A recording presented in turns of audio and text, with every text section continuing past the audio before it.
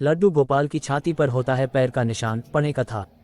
रविवार फरवरी 13, 2022 11:27 AM IST।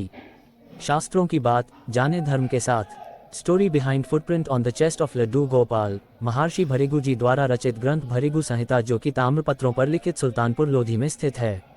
इस ग्रंथ को पढ़ने वाले महायशवाचक श्री मुकेश पाठक जी बताते हैं, लड्डू गोपाल या भगवान विष्णु जी के जितने भी अवतार हैं, उन सभी की छाती पर पांव का निशान है।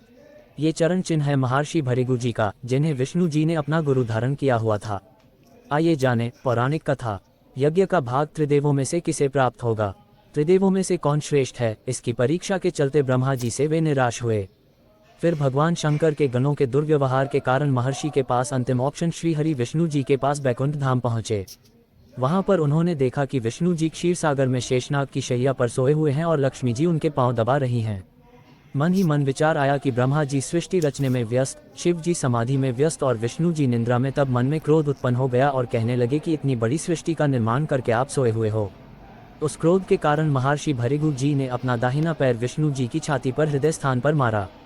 इस पर विष्णु जी योग निद्रा से जागे और भृगु जी के पांव पकड़ लिए और पांव को सहलाने लगे और पूछा, हे प्रभु, मेरी छाती वज्र के समान कठोर है, कहीं आपके कोमल पांव को पीड़ा तो नहीं हुई?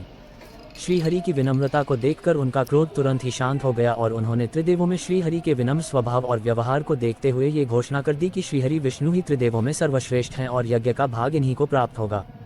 जब भृगु जी ने विष्णु जी की छाती पर लात लगाई तो विष्णु जी ने उन्हें उसी समय गुरु धारण कर लिया। ये भी कहा कि हे महर्षि भृगु जी, आपका ये पांव का चिन्ह सदा मेरे छाती पर रहेगा। इसी कारण चाहे वह लड्डू गोपाल जी हो, तिरुपति वेंकटेश्वर बालाजी हो या श्री जगन्नाथपुरी के जगन्नाथ जी या फिर विष्णु जी का कोई भी अवतार ही क्यों न हो, श्रीहरि विष्णु ने अगर किसी को गुरु धारण